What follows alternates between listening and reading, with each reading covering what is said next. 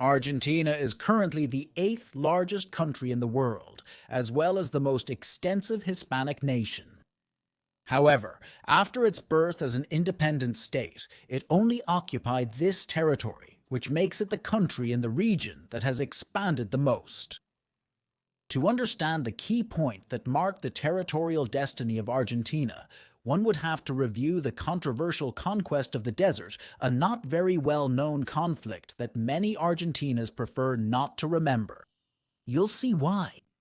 Are you interested? Go ahead, then stay until the end of the video. But before you forget, subscribe to the channel. Believe me, it would help me a lot.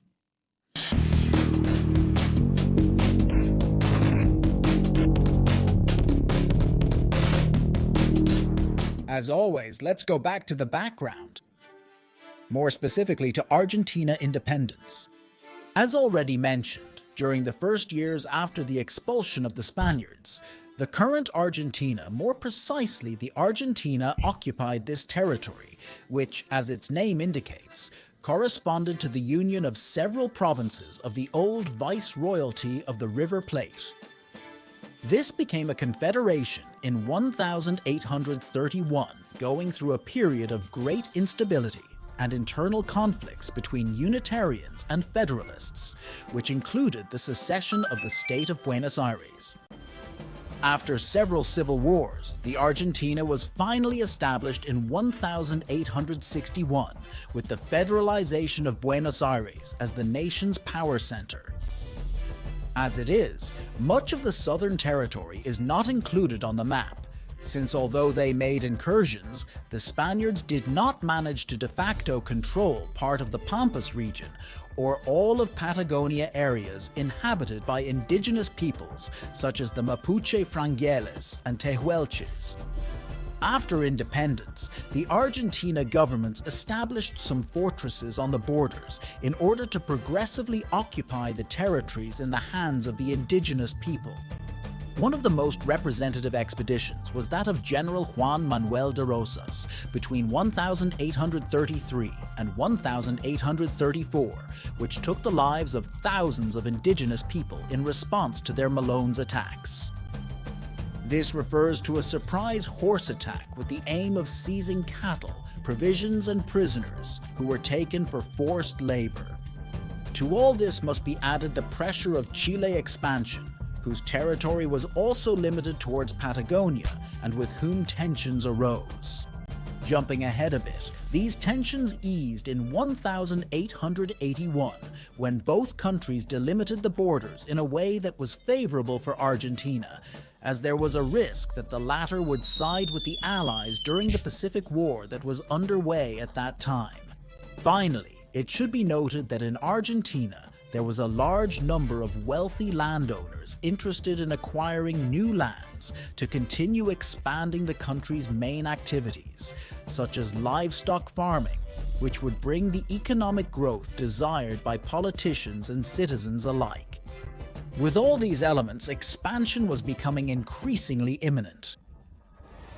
Thus, in 1875, the then Minister of War Adolfo Alsina proposed a plan for peaceful occupation, even signing a treaty with the Pampayan chief, John Joseph Catriel, who, far from complying with it, shortly afterwards attacked several Buenos Aires localities to loot the cattle. This was in alliance with the Mapuche chief Manuel Namuncurá, who would eventually become one of the most important figures in indigenous resistance. Thus, Alsina began the construction of defensive lines, such as the one called Alsina's Trench, to prevent the raids. It's important to note that amid the escalating tensions between Argentina's and indigenous people, there were some who chose to support the Creole government, especially those who exchanged their labor for food and shelter. In 1877, Alsina died of an illness and was succeeded by Julio Argentino Roque as Minister of Defense. The new person in charge of the conflict believed that the only solution was to subjugate, expel, or assimilate rather than just contain us. For this reason, he presented a project of military incursions, which he called the Conquest of the Desert, initiated from 1878. Rock obtains the approval of the executive for the investment in Belgian weaponry, technology that put the indigenous peoples at a great disadvantage. Thus, with 6,000 soldiers and about 1,000 allied indigenous people, they embarked on the campaign to the south, first attacking the settlements adjacent to the Alsina Trench. By 1879, the Argentina troops reached the island of Cholacoel, capturing more than 15,000 indigenous people and driving the resistance beyond the Black River. Thus begins the campaign to Neuquén, where they continue to demonstrate a wide superiority over the indigenous people. Rock's victories earned him such popularity that he became president from 1880. For this, Rock had already delegated Conrad Villegas to continue the campaigns. At this point, there was no possible resistance that could stand up to the Argentina army, which continued to advance without major problem. Between November 1882 and April 1883, the Andes campaign began with 1,400 men, after which they managed to conquer the entirety of the province of Neuquén. After this, there were only a few final campaigns left that included the occupation of the lower Chubut River Valley between November 1883 and January 1884, where there were smaller groups that were easily defeated with just 100 soldiers. The conquest of the desert had been successfully completed. Beyond the clear Argentina superiority in this unequal war, this episode is remembered for the sad fate of the defeated indigenous people. It is estimated that several thousand Mapuches, Ranquel, and Pehuelches were killed, and about 10,000 were taken as prisoners.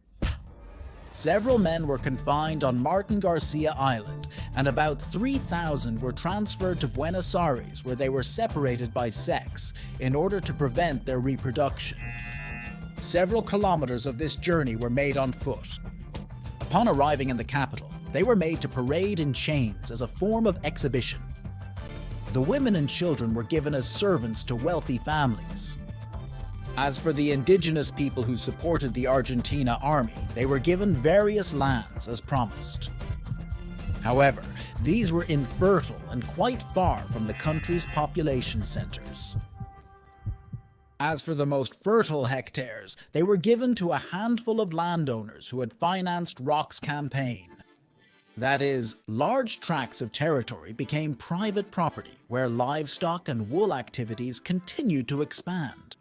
And of course, while Argentina increased its territory by about 750,000 square kilometers, the low population density in that territory can be explained by the aforementioned land distribution.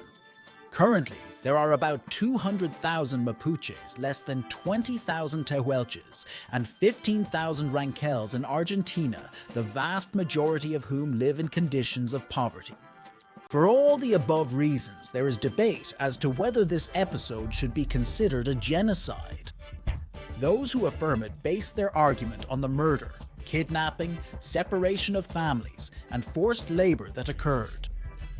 Those who deny it hide behind the fact that the indigenous people taken as prisoners received medical attention, that some chiefs became colonels in the army, and the attacks of Malones prior to the conquest, where there were more Argentina dead and prisoners than the indigenous people themselves. Be that as it may, the condition of the indigenous peoples of Argentina today is sad, and nothing assures us of the survival of these peoples as such in the long-term future. What do you think? Would you consider this episode a genocide perpetrated by the Argentina Republic? Don't forget to leave your comment, and if you like this video, support me with a like and subscribe to my channel.